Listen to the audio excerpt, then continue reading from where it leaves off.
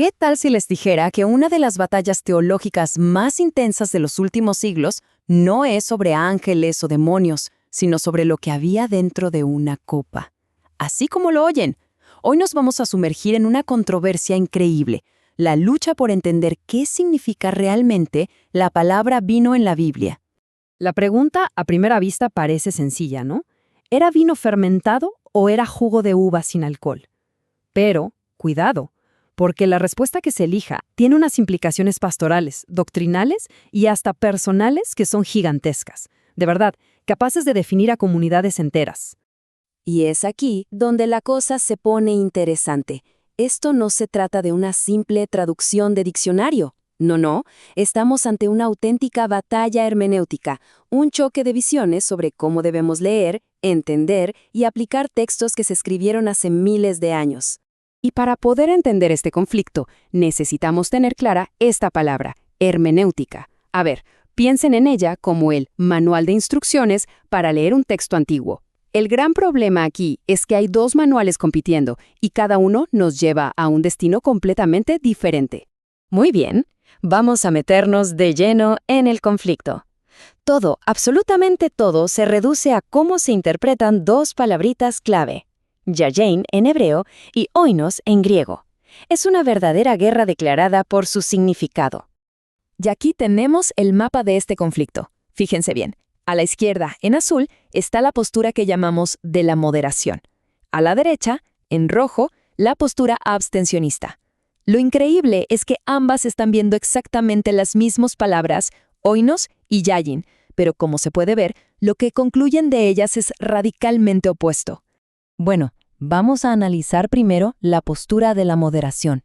Esta representa, digamos, la interpretación histórica y la que ha sido mayoritaria dentro del cristianismo a lo largo de los siglos.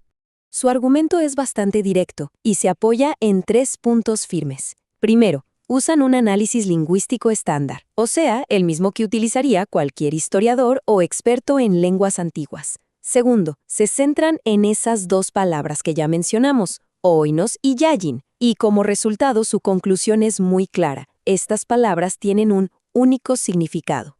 Y ese único significado es vino fermentado. Para esta perspectiva no hay ninguna ambigüedad. Cuando la Biblia dice yayin u oinos, se está refiriendo a la bebida alcohólica que viene de la uva. Es simplemente entender el lenguaje en su contexto histórico original. Entonces, si el significado de la palabra es claro, la conclusión teológica también lo es. La sustancia como tal, el vino, no es mala en sí misma.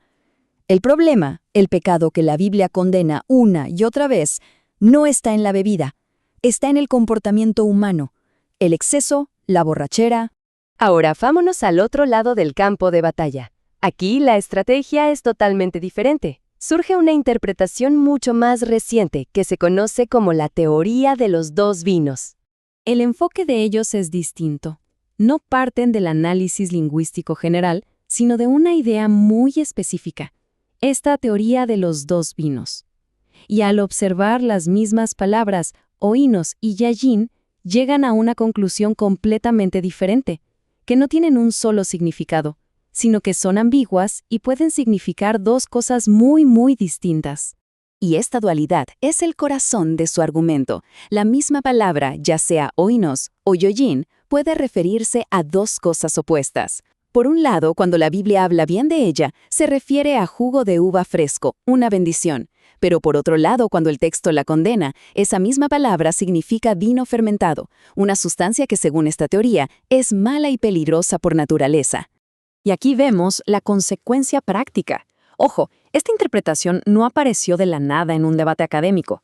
Ganó una fuerza enorme en el siglo XIX, sobre todo en Estados Unidos, de la mano del movimiento por la templanza. Se convirtió, pues, en la base teológica para predicar la abstinencia total, argumentando que el alcohol es corrupto en sí mismo y que un creyente debe evitarlo por completo. Ok, ya hemos visto las dos posturas, sus métodos y a qué llegan. Ahora vamos a ponerlas una frente a la otra, para identificar con precisión quirúrgica dónde es que chocan estos argumentos. Al final, toda esta enorme discusión histórica, cultural y teológica se reduce a esto, a esta pregunta fundamental. Cuando leemos la palabra vino en las Escrituras, estamos ante un término con un solo significado o con dos significados totalmente opuestos, uno bueno y uno malo. Esta imagen lo resume perfectamente. Por un lado, la postura de la moderación se apoya en lo que se conoce como el consenso filológico. Esto básicamente significa que la gran mayoría de historiadores y expertos en lenguas antiguas están de acuerdo. Esas palabras significan vino fermentado. Por el otro lado, la postura abstencionista desafía directamente ese consenso de expertos, proponiendo una doble lectura para sostener su doctrina.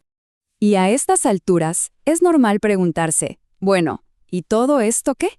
¿De verdad importa hoy en día una pelea por el significado de unas palabras tan antiguas? La respuesta es un sí rotundo.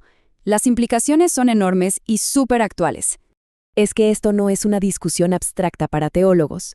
Esto define si iglesias enteras permiten o prohíben el consumo de alcohol a sus miembros. Determine si en el ritual más sagrado del cristianismo, la comunión, se usa vino de verdad o jugo de uva.